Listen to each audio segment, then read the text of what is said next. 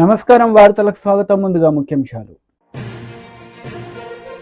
మంత్రి కోమటిరెడ్డి వెంకటరెడ్డి మీడియా సమావేశం. ఇరు పార్టీలపై ఫైర్. మాజీ మంత్రి హరీష్ రావు మీడియా సమావేశం. బీజేపీ కాంగ్రెస్ పార్టీలపై తీవ్ర విమర్శలు. మాజీ మంత్రి హరీష్ రావు మీడియా సమావేశం నిర్వహించారు. ఈ సందర్భంగా పలు అంశాలపై ఆయన మాట్లాడారు. 2 లక్షలను ఇచ్చినాడే బీజేపీ. 10 ఏళ్ల బీజేపీ పాలన నిరుద్యోగం పెరిగింది, పేదరికం పెరిగింది, ఆకలి పెరిగింది, వలసలు పెరిగినాయి, రూపాయి విలువ తగ్గింది, ధరలు పెరిగినాయి. పెట్రోల్ డీజిల్ 100 రూపాయలైంది, సిలిండర్ 1000 రూపాయలైంది. అదానీ అంబానీ మాత్రం ప్రపంచ కుబేర్లైంది. గరీబోడికి ఇంత గరీబోడైండు. అదానీ అంబానీ మాత్రం ప్రపంచ కుబేర్లైంది. ఇది మోడీ గారి పాలన, ఇది బీజేపీ పాలన. ఏమిచ్చింది బీజేపీ? మా గిరిజనులకు 1 పైసా పనిచేసిందా? మా దళితులకు రూపాయి పనిచేసిందా? మా బీసీలకు మంత్రిత్వ శాఖ పెట్టిండ్రా? విదేశాల్లో నల్లధనం తెచ్చిండ్రా? నిరుద్యోగ యువతకు ఉద్యోగాలు ఇచ్చిండ్రా? మాటలు తప్ప ఏం లేవు. కేసీఆర్ కట్టలేదా యాదాద్రి గుడి? మనం దేవుణ్ణి రాజకీయాల కోసం వాడినామా? దేవుణ్ణి దేవుడిలాగా చూసినాం. దేవుడు అందరి వాడు. కాంగ్రెస్ వాడు మొక్తాడు, బీఆర్ఎస్ వాడు మొక్తాడు, బీజేపీ వాడు మొక్తాడు. దేవుడికి పార్టీ ఉండదు. దేవుడు అందరి వాడిగా చూడాలి. నువ్వు పేదలకేం చేసినావు, యువతకేం చేసినావు అనేది మనం చూడాల్సినటువంటి అవసరం ఉంది. ఇవాళ కాంగ్రెస్ వాళ్ళు మేము అంగన్వాడీలో జీతం పెంచుతామన్నారు, సప్పులు లేదు. కస్తూర్బా స్కూల్ టీచర్లను రెగ్యులరైజ్ చేస్తామన్నారు, ముచ్చట నేర్పు లేదు. అన్ని మాటలే. అవుట్ సోర్సింగ్ వాళ్ళని కూడా పర్మనెంట్ చేస్తామన్నారు, దాని గురించి మాట్లాడే పరిస్థితి లేదు. అంటే ఆ రోజు ఏదో వెనకటికో సామెత ఉంటుంది, 100 అబద్దాలు ఆడన్నా పెళ్లి చేయమన్నారు వెనకటికి. కానీ కాంగ్రెస్ వాళ్ళది ఎట్లుందంటే 100 అబద్దాలు చెప్పు, కుర్చీలో కూర్చో, గద్దెనెక్కు. ఇది వీళ్ళకి చక్కగా సూట్ అవుతుంది ఈ సామెత. ఎన్ని 420 హామీలు చెప్పారు, 420, కానీ ఏ ఒక్క హామీ అమలవుతున్న పరిస్థితి లేదు. విద్యావంతులు, మేధావులు దయచేసి ఆలోచించండి. కుట్రలు జరుగుతున్నాయి. హైదరాబాద్ ను జాయింట్ క్యాపిటల్ గా ఇంకో 10 ఏళ్లు పెంచుతారట. ఇంకా ఆంధ్రాకు మనకు పొత్తు పెట్టరు, ఒప్పుకుందామా? హైదరాబాద్ ను కేంద్ర పాలిత ప్రాంతం చేస్తారట, ఒప్పుకుందామా? మరి తెలంగాణ తెచ్చిన కేసీఆర్ కో బీఆర్ఎస్ కో మన తెలంగాణ మీద ప్రేమ ఉంటుంది తప్ప ఈ బీజేపీ వాళ్ళకు, ఈ కాంగ్రెస్ వాళ్ళకు ఉండవు. వాళ్ళకి రాజకీయం, వాళ్ళది అధికారం, కానీ మనది తెలంగాణతో పేగు బంధం, తెలంగాణతో ఉద్యమాల బంధం ఈ బీఆర్ఎస్ పార్టీది. మన మానుకోటలో ఆ రోజు బుల్లెట్లు పడుతుంటే కూడా, రక్తాలు కారుతుంటే ఎదురుగా నిలబడ్డది నేను నిలబడ్డా, మీరు నిలబడ్డారు. వీడోడు ఉన్నాడే కాంగ్రెస్ వాడు. ఇటు నుంచి రాళ్ల వర్షం, అటు నుంచి బుల్లెట్ల వర్షం పడ్డది మానుకోటల. బుల్లెట్లు గోళీలు దిగుతున్నా ఎదురుగా పోయినాం, వాళ్ళని ఉరికిచ్చినాం. ఆంధ్ర పాలకులను మానుకోటకు రాకుండా చేసిన చరిత్ర బీఆర్ఎస్ పార్టీ. ఈ కాంగ్రెస్ వాడు, ఈ బీజేపీ వాడు వచ్చినాడు మానుకోటకు, పేగులు దిగదాకా కొట్లాడినాం. తెలంగాణ కోసం పోరాడి ఆ రోజు యుద్ధం చేసినాం. తెలంగాణ రాష్ట్రం తెచ్చినటువంటి పార్టీ. బీజేపీ లీడర్ మీడియా సమావేశం నిర్వహించారు. ఈ సందర్భంగా పలు అంశాలపై ఆయన మాట్లాడారు. సరిదిద్దుతారో చేయాల్సినటువంటి బాధ్యతాయుతమైనటువంటి పదవిలో ఉన్నటువంటి ఉత్తమ్ కుమార్ రెడ్డి గారు ఈరోజు దిగజారి పోలీస్ కంప్లైంట్లు పెట్టి ఇప్పుడే జగ్గారెడ్డి గారితో కూడా ఒక స్టేట్మెంట్ ఇప్పించారు. జగ్గారెడ్డి గారి స్టేట్మెంట్ నేను చూశాను. నన్ను ఉత్తమ్ కుమార్ రెడ్డి గారు ఫోన్ చేసి బతిమలాడి నాతో ఒక ప్రెస్ మీట్ పెట్టమంటే నేను ప్రెస్ మీట్ పెడుతున్నానని చెప్పారు. పాపం జగ్గారెడ్డి గారికి సివిల్ సప్లైస్ మ్యాటర్లో జరుగుతున్నటువంటి అంశం మీద వారికి ఏం అవగాహన ఉంది? మీరు మంత్రిగా నేను చేసినటువంటి ఆరోపణలు, నేను సంధించినటువంటి ప్రశ్నలకు సమాధానం మీరు చెప్పాలి. నేను ఒక ప్రజాప్రతినిధిగా, భారతీయ జనతా పార్టీ శాసనసభ పక్ష నేతగా ఆధారంతో సహా నేను చాలా అంశాలని, చాలా ప్రశ్నలని సంధించి దాంట్లో జరుగుతున్నటువంటి అవకతవకలు వెలికితీస్తే వాటిని సరిచేస్తామనో లేకుంటే వాళ్ళ మీద చర్యలు తీసుకుంటామనో చెప్పాల్సినటువంటి మీరు భుజాలు తడుముకుంటూ మీరే అవినీతి చేసినట్టుగా ముఖం చాటేస్తూ మీరు చేసినటువంటి పోలీస్ కంప్లైంట్ల ద్వారానో లేక అధికారులతో స్టేట్మెంట్ ఇవ్వడం వలన సమస్య పరిష్కారం కాదు అని నేను తెలియజేస్తా ఉన్నాను. మంత్రి గారు, మీరు ఏ రోజు వస్తే ఆ రోజు చర్చకు సిద్ధం. నేను దానికి ముందు ఒక 4-5 అంశాలు నేను మీ దృష్టికి తీసుకొస్తా ఉన్నా. మొన్న మీరు ఇచ్చినటువంటి టెండర్స్ డేటెడ్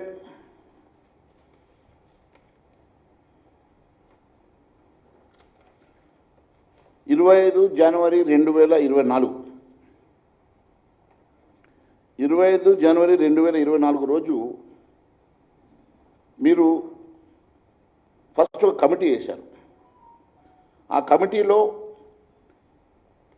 ఏ రకమైనటువంటి జిఓఎంఎస్ నంబర్ 1 25 జనవరి 2024 రోజు ఒక జీవో తీసి మీరు ఏం చెప్పారు? మొత్తం దీంట్లో principal secretary of the government planning department చైర్మన్గా ఉండి మెంబర్స్ ఎవరెవరు ఉండాలి? 5 మెంబర్సు. ఈ కమిటీ ఏమేమి మొడాలిటీస్ ఫాలో చేయాలనో దీంట్లో చాలా స్పష్టంగా గైడ్లైన్ వేసి ఒక కమిటీ వేసి దానికి టెండర్ ప్రాసెస్ చేయాలని చెప్పేసి మీరు చెప్పారు. అదే రోజు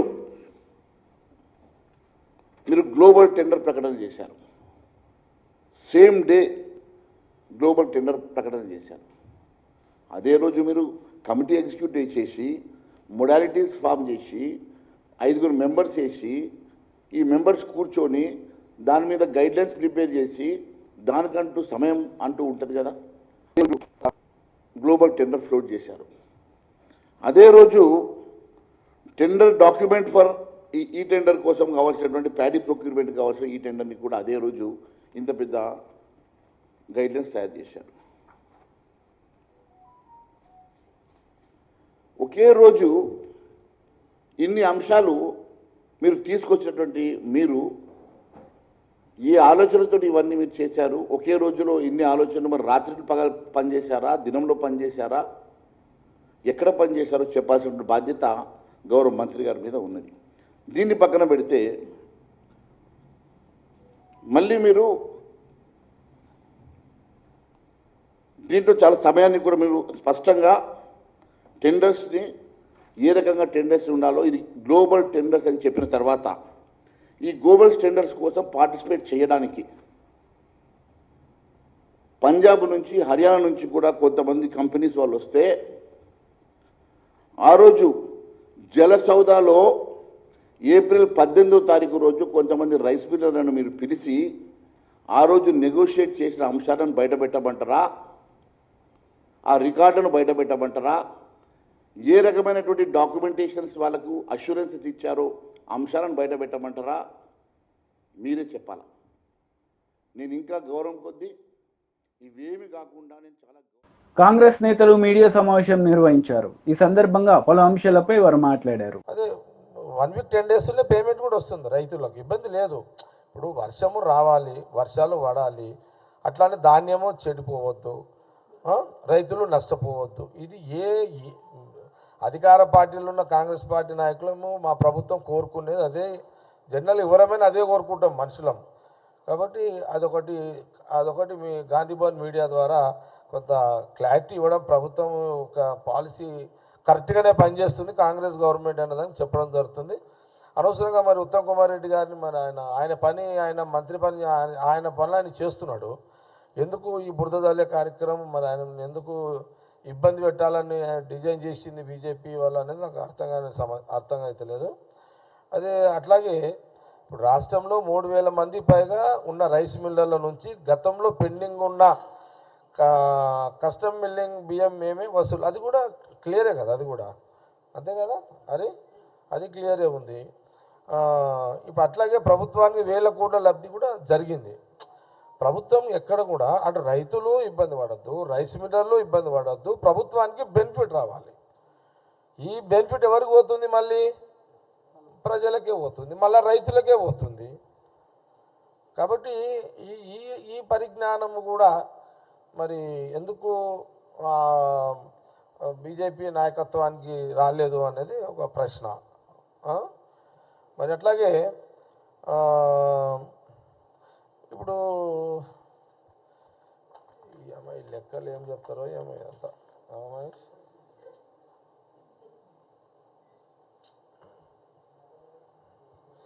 ఇప్పుడు పాపం ఇప్పుడు మరి ఎందుకు ఉత్తమ్ కుమార్ రెడ్డి గారిని మళ్ళీ బీజేపీ వాళ్ళు టార్గెట్ చేస్తుండు, Maheshwar Reddy CLP flow leader మరి ఎందుకు ఆయన టార్గెట్ చేస్తున్నాడో నాకు అర్థమవుతలేదు. మరి ఎందుకు కోపం వచ్చింది మహేశ్వర్ రెడ్డికి ఉత్తమ్ కుమార్ రెడ్డి మీద కూడా అర్థమవుతలేదు నాకు అది. ఎందుకంటే వాస్తవాన్ని కూడా ఉత్తమ్ కుమార్ రెడ్డి చాలా క్లీన్ లీడర్ కదా, వైట్ పేపర్ లాంటి వాడు ఉత్తమ్ కుమార్ రెడ్డి. వైట్ పేపర్ లాంటి వాడి మీద అదేమంటారు ఇంకు చల్లి ఆ వైట్ పేపర్ని ఎందుకు ఖరాబ్ చేయాలని మరి చూస్తున్నారు బీజేపీ నాయకత్వం, ఫ్లో లీడర్ మహేశ్వర్ రెడ్డి గారు. నాకు కన్ఫ్యూజ్ అవుతున్నాను నేను కదా. వైట్ పేపర్ మీద ఎందుకు ఇంకు చల్లుతున్నారు? ఓకే, పాయింట్ క్యాచ్ చేసిరా? వైట్ పేపర్ అంటే ఉత్తమ్ కుమార్ రెడ్డి, ఇంకెందుకు చల్లుతున్నారు? ఎందుకు మరకెందుకు వేస్తున్నారు? మరకలేని పేపర్ మీద మరకెందుకు వేస్తున్నారు? మరకలేని నాయకుడి మీద మరకెందుకు వేస్తున్నారు? మరి ఎందుకు అవసరం లేదు కదా అనేది కాంగ్రెస్ పార్టీ కొంత ప్రశ్నిస్తున్నది, బీజేపీ ఫ్లో లీడర్ని కూడా ప్రశ్నిస్తున్నది. ఇప్పుడు ఎందుకంటే చాలా సీనియర్ నా శాసనసభ్యుడు, 6-7 సార్లు ఎమ్మెల్యే గెలిచిండు, ఆనాడు ఆయన మినిస్టర్గా క్యాబినెట్లో పనిచేసిండు కిరణ్ కుమార్ రెడ్డి గారి గవర్నమెంట్లో ఉమ్మడి రాష్ట్రంలో. మరి సరే అది ఓకే, అది పిసిసి అయిపోయింది. కానీ ఇప్పుడు ఒకసారి పార్లమెంటు ఎంపీగా ఢిల్లీలో ఆయన పాత్ర ఏందో మనం అందరం చూసినాము. ఇప్పుడు మినిస్టర్గా major irrigation minister, civil supply విన్నారా? కాబట్టి కొంత దీన్ని కూడా ప్రజలు ఆలోచన చేయాలి. ఈ తెల్ల కాగితం ఇంకు జల్లుతున్న మహేశ్వర్ రెడ్డి గురించి ఆలోచన చేయాలనేది కొంత కాంగ్రెస్ పార్టీ చాలా చెప్తుంది. సరే, ఒకటి క్లియర్ ఏంటంటే ఇప్పుడు Maheshwar Reddy first time flow leader BJP. సరే, యాజ్ ఏ బీజేపీ ఫ్లో లీడర్గా మహేశ్వర్ రెడ్డి ఆయనకు అనుమానం రావద్దు. అనుమానం వచ్చింది, ఆ వచ్చింది ఏదో కొంత చెక్ చేసుకొని మాట్లాడితే బాగుంటుంది. నేను ఏదో మాట్లాడాలి కాబట్టి మాట్లాడుతున్నాడు. ఓకే, అంటే ఇప్పుడు floor leader Maheshwar Reddy recognised కోసము ఉత్తమ్ కుమార్ని అటాక్ చేస్తున్నాడా తెలియదు, అది మనకు అదొకటి. ఓకే, సరే, వేరే రాజకీయ విమర్శలు వద్దు. ఎందుకంటే ultimate Congress government and Revanth Reddy CM, cabinet ministers, అందులో టీడీపీ లీడర్ మీడియా సమావేశం నిర్వహించారు. ఈ సందర్భంగా పలు అంశాలపై ఆయన మాట్లాడారు. వీరన్నిటి కారణం జగన్మోహన్ రెడ్డి తాబేదారుగా పనిచేస్తున్న జవహర్ రెడ్డి, వీళ్ళు కారణం. మేము డిమాండ్ చేస్తూ ఉన్నాం, పిన్నెల రామకృష్ణారెడ్డిని హత్యానేరం కింద అరెస్ట్ చేయాలని. ఎందుకు? శేషగిరిరావుని చంపుతానన్నాడు, తల పగలగొట్టాడు, అతను ఎక్కడో దాక్కొని వైద్యం చేయించుకున్నాడు, నిన్న వచ్చి చెప్పాడు ఇక్కడ. నేను ఈ సందర్భంగా ఏం చెప్తానంటే, అక్కడ ఉండేటువంటి ఎస్పీ ఆ మాచర్లలో, అతని పేరు రవిశంకర్ రెడ్డి ఏదో ఉంది పేరు, అతని ఆధ్వర్యంలో ఈ కార్యక్రమాలన్నీ జగన్మోహన్ రెడ్డి చేయించాడు. ఇందులో ఎవరిని అనడానికి లేదు. ముఖ్యమంత్రి డైరెక్షన్లో పల్నాడు కాదు, పొంగనూరు కాదు, చంద్రగిరి కాదు, నరసరావుపేట కాదు, అన్ని చోట్ల కూడా ఈ విధ్వంస రచన జగన్మోహన్ రెడ్డి చేశాడు. ఆయన అలాంటి నిలిపాడు. రాష్ట్రం రావణ రాష్ట్రంలో మారుతూ ఉంటే ఒక మాట లేదు, ఒక పలుకు లేదు, ఒక ఖండన లేదు, ఏం లేదు. ఆయన హ్యాపీగా అక్కడ ఆ దీవుల్లో తిరుగుతూ ఉన్నాడు. నేను ఈ ప్రెస్ మీట్ పెట్టిన కారణం ఏంటంటే, ఎస్సీ ఎస్టీ బీసీ మైనారిటీలు మా పక్షాన ఉన్నారు, మేము వాళ్ళని ఉద్ధరిస్తున్నాం అని చెప్పి అంటున్నారు కదా. ఇతని హయాంలో ఎస్సీ ఎస్టీ బీసీలు ఏ రకంగా హత్య కావబడ్డారో చూపిస్తా, చెప్తా. మొత్తం 6 హత్య కావబడ్డారు. వెలువర్తి మండలం గుండ్లపాడు గ్రామం తోట చంద్రయ్యని హత్య చేశారు. దుర్గి మండలం జంగమేశ్వరపాడు గ్రామం కంచెర్ల జల్లయ్య యాదవ్ అతన్ని హత్య చేశారు. దాచేపల్లి మండలం తంగేడు గ్రామం బత్తుల సుబ్బులు ఇతన్ని హత్య చేశారు. మాచవరం మండలం పిన్నెల్లి గ్రామం ఖాదర్ భాష ఇతన్ని హత్య చేశారు. దుర్గి మండలం జంగమేశ్వరపాడు గ్రామం ఆరెద్దుల కోట యాదవ్ ఇతన్ని హత్య చేశారు.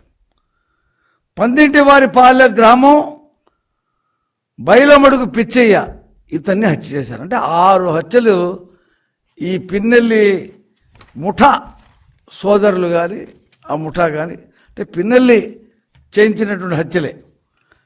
ఆ తర్వాత దౌర్జన్యాలు, వేధింపులు అవన్నీ 10. దుర్గి మండలం జంగమేశ్వరపాడు గ్రామం ఆవుల మల్లయ్య కంచెర్ల బక్కయ్య కాళ్ళు నరికేశారండి. దుర్గి మండలం ఆత్మకూరు గ్రామం యలమంద రాజా అతని మీద దాడి చేశారు. మాచర్ల మండలం పసుపు వేముల గ్రామం దోసపాటి వెంకటనారాయణ అతని మీద తప్పుడు కేసులు పెట్టి వేధింపులు చేశారు. దుర్గి మండలం తెర్ల గ్రామం అనికిపల్లి ఎలీషాబాబు అతని మీద దాడి చేశారు. మాచర్ల మండలం విజయపూరి సౌత్ దుర్గా ప్రసాద్ అతన్ని తప్పుడు కేసులు పెట్టి వేధింపులకు గురి చేశారు. వెల్దుర్తి మండలం గండ్లపాడు గ్రామం వేముల వెంకటేశ్వర్లు అతనిపై దాడి చేశారు. మాచవరం మండలం మోర్చపాడు గ్రామం కురివేపు నరసింహారావు. మంత్రి కోమటిరెడ్డి వెంకటరెడ్డి ప్రెస్ మీట్ నిర్వహించారు. ఈ సందర్భంగా పలు అంశాలపై ఆయన మాట్లాడారు. అందుకనే భూసేకరణ సమస్య లేకుండా 1-2 చిన్న చిన్న విషయాలు ఉన్నాయి. మన రివ్యూలో దాన్ని కూడా సార్ట్అవుట్ చేయడం జరిగింది.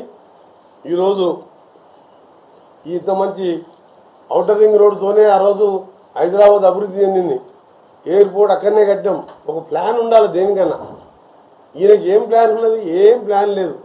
ఒక్క పని చేయలే. అందుకనే ఇవాళ తుక్కు కూడగొట్టిండు. ఏం చేసిన పని ఏంటంటే మద్యం అమ్మకాలు 50,000కు పెంచిండు. మొన్న మద్యం టెండర్లు అసలు నవంబర్లో పిలవాలి, నవంబర్ కాదు డిసెంబర్ మొదటి వారంలో పిలవాలి. కానీ ఔటర్ రింగ్ రోడ్ ఎట్లా అమ్ముకొని మళ్ళీ వస్తావో లేదని చెప్పి కాంట్రాక్టర్లకు ఇచ్చుకొని దోచుకున్న పైసలు వాళ్ళ దగ్గర పర్సెంటేజ్ తీసుకుంటాను, కానీ కూలిపోయే కాళేశ్వరం కట్టి వాళ్ళ దగ్గర తీసుకుందామని చెప్పి అవన్నీ బయటపడుతుంది. నిన్న ఎన్డీఎస్ఏ వాళ్ళు రిపోర్ట్ ఇచ్చారు. ఇది రిపేర్ చేసిన మా దగ్గర అంటే మా క్యాబినెట్ మినిస్టర్లకు మాకు దాని మీద రిపోర్ట్ మీద మా అందరికి కూడా నోట్ ఇచ్చాను సీఎం గారు. అవన్నీ కూడా మీకు కూడా ఇస్తాం ఉన్నది కదా. ఆ రిపోర్ట్ కాపీ కూడా మీకు చెప్తాం. వాళ్ళ మేధావులు జియోఫిజికల్ వాళ్ళు వచ్చి మీరు తాత్కాలికంగా రిపేర్ చేసినా ఇవి ఉంటాయని గ్యారెంటీలు. అంటే 3 డ్యాములు కొట్టుకుపోయే ప్రమాదం. 3 డ్యాములు కొట్టుకుపోయినాయి. గత ముందు కన్నెపల్లి పంప్ హౌస్ మునిగిపోయింది. డ్యాములు కొట్టుకుపోయిన తర్వాత ఈ పంప్ హౌస్లు ఏం చేసుకుంటావు? 2 లక్షల కోట్లు ఇంట్రెస్ట్ అంతా మొత్తం పోయినట్టే కదా. ఏం మాట్లాడతారు? చిన్న దానికి ఏమవుతుంది? మధ్యలో 2 పిల్లలు రిపేర్ చేయొచ్చు. అక్కడికి వెళ్ళి దేశంలో ఉన్న మేధావులందరూ వచ్చి గవర్నమెంట్ ఆఫ్ ఇండియా మేము పంపలే, మీరు తాత్కాలికంగా రిపోర్ట్ చేసినా ఉండవు, మాకు నమ్మకం లేదు అని ఖరాఖండిగా రిపోర్ట్ ఇచ్చింది మాకు. మేము చర్చించుకున్న మినిస్టర్లు అందరం మొత్తం నాష్టాన్ని పట్టించి ఇవాళ గ్రాడ్యుయేట్ ఎన్నికల గురించి ఆయన రోడ్ల మీద పోయి తీర్మార్ మల్లన్న మీద కేసులు ఉన్నాయి. ఎందుకు పెట్టిండు కేసులు? మీరు నువ్వు దోసుకున్నదంతా ఎక్కడెక్కడ దోసుకున్నావు ఆయన బయట పెడితే ఆయనని కేసుల పాలు చేసి జైలు వేసినావు. మందకృష్ణ మాదిగా మాట్లాడితే ఆయన తీసుకుపోయి లోపల వేసినావు. సరే మందకృష్ణ మాది ఏ పార్టీలో ఉన్నాడు మాకు సంబంధం లేదు. ఆయనని జైలు వేసినావు. ధర్నా చౌక్ ఎత్తేసినావు.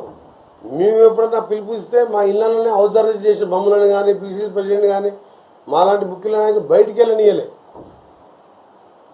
అరే నీకు చేతనైతే ధర్నా చౌక్ ఓపెన్ చేసినావు, పర్మిషన్లు ఇస్తున్నావు, ఏ ఇష్యూ టెట్ కంటే 2,00,000 రూపాయలు 2,000 రూపాయలు ఫీజు పెడుతున్నావు అని చెప్పి ఆయన బాధపడుతున్నారు. మన వైన్ షాపుకు 1,20,000 మంది యువకులు 4-5 రోజులు మనిషికి 50,000 ఇంట్రెస్ట్ తీసుకొచ్చి 1,20,000 అప్లికేషన్లు వస్తే 2,500 కోట్ల ఆదాయం వచ్చింది రాష్ట్రానికి. నీకు సిగ్గుండాలే. ఎవరైనా వైన్ షాపుల మీద అమాయకులన్నీ 2 లక్షలు నాన్ రిఫండబుల్, కనీసం రిఫండబుల్ అన్న పెట్టాలి. 2,500 కోట్లు వచ్చింది. అసలు ఆ టెండర్ పెట్టే అవసరమే లేదు. ఈ డబ్బుల కోసం అమాయకులు తెలంగాణ యువకులకు వెళ్ళి రక్తం తాగినట్టు 2,500 కోట్లు 2,500 కోట్లు ఇవాళ ఆ పిల్లలు ఏంటంటే ఏదో ఉద్యోగాలు లేవు, కేసీఆర్ ఉద్యోగాలు లేవు, డ్రాల షాప్ వెళ్తే సరే ఎవరికన్నా పెట్టి నడిపించుకుందామా, లేకపోతే ఎవరికన్నా లీజుకి ఇచ్చుకుందామా, ఏమో బతుకు తెరువు కోసం. మరి ఏం చేయాలి? 10 ఏళ్ళు తెలంగాణ వచ్చినా వీడు ఆ మొత్తం ఆశలు నిరాశ చేసిండు. 100 ఏళ్ళు వెనకకి తీసుకుపోయాడు. హైదరాబాద్ ఇలా ఫైనాన్షియల్ డిస్ట్రిక్ట్ అన్ని ఎయిర్పోర్టు మెట్రో ఇంత గట్టి మేము తీసుకొస్తే మొత్తం 100 ఏళ్ల పాటు కోలుకోకుండా విధ్వంసం చేస్తే అప్పుల పాలు చేసి 25,000 కోట్లు వడ్డీ కట్టాలి మీ సంవత్సరానికి. అందుకనే కేటీఆర్ గారు, హరీష్ రావు గారు నిన్న సన్నోట్ల గురించి మాట్లాడుతున్నాం. మేము చెప్పింది ఏంది, మొత్తం కూడా హాస్టళ్ళకి కానీ రేషన్ షాప్ పేదవాళ్ళకి ఇచ్చే బియ్యం ఎక్కడైనా సన్న ఓట్లకే సన్న బియ్యంతోనే మేము వాళ్ళు తినాలి. ధనికులే కాదు పేదవాళ్ళు కూడా క్వాలిటీ అన్నం తినాలి అని చెప్పి మేము ఉచితంగా ఇచ్చే హాస్టల్లో పెట్టి కానీ అన్నీ కూడా రేషన్ షాపులో. అందుకని దానికి ఇస్తానని చెప్పిన తప్ప మేము దొడ్డు ఓట్లకి ఇస్తామని ఏమని చెప్పలే. ఒక స్టార్ట్ చేస్తున్నాం, ఒక స్టెప్పు, దీని తర్వాత ఇస్తాం. మొత్తం నువ్వు అప్లకాలం చేసి 26,000 కోట్లు మా ప్రభుత్వం వచ్చిన 3.5 నెలలే. ఈ 2 నెలలు ఎలక్షన్ కోడే ఉంది. రాష్ట్ర ఆదాయం లేదు. ఎన్నికలప్పుడు ఎవరు కూడా కొత్త పరిశ్రమలు కానీ ఏముండదు. రేపు 6th, 7th, 8th కూడా నేను శ్రీధర్ బాబు గారు ఇంకా కొంతమంది ఉన్నత అధికారులు అమెరికా పర్యటన కూడా పోతున్నాం. అక్కడ కొంత పెద్ద పెద్ద కంపెనీ వాళ్ళు వచ్చి తెలంగాణలో ఇన్వెస్ట్ చేయాలి హైదరాబాద్లోని. దాంతోపాటు ఈ తెలంగాణ తెలుగు అసోసియేషన్ సిఆర్టీలో జరగబోయే 25th, 26th జరగబోయే 7th కన్వెన్షన్ కూడా చీఫ్ గెస్ట్గా ఈరోజు నైటు అంటే రేపు ఎర్లీ మార్నింగ్ 4 గంటలకు నేను కూడా అమెరికాకు పోతున్నాం 2 days కోసం. మళ్ళీ 27th రోజు నైట్ వాపసు రావడం జరుగుతుంది. అలాగే ఇప్పటికే మా తీర్మాన్ బలాన్ని గెలిపించాలని మా దగ్గర ప్రచారం కూడా బూత్ లెవెల్లో మన ఎంపీ ఎన్నికలు అప్పుడే ఈ ప్రచారాన్ని కూడా మొదలుపెట్టాం. తప్పకుండా గ్రాడ్యుయేట్ ఎన్నికల్లో వీళ్ళు ఎన్ని మాట్లాడినా ఎవరు లంగలు, ఎవరు దొంగలు, ఎవరు ఎక్సైజ్ దాంట్లో దోసుకున్నారు. వార్తలు ముగించే ముందు ముఖ్యాంశాలు మరోసారి. మంత్రి కోమటిరెడ్డి వెంకటరెడ్డి మీడియా సమావేశం, ఇరు పార్టీలపై ఫైర్. మాజీ మంత్రి హరీష్ రావు మీడియా సమావేశం, బీజేపీ కాంగ్రెస్ పార్టీలపై తీవ్ర విమర్శలు. ఈ వార్తలు ఇంతటితో సమాప్తం. తిరిగి ప్రసారమయ్యే వార్తల్లో మళ్ళీ కలుద్దాం. అంతవరకు సెలవు. నమస్తే.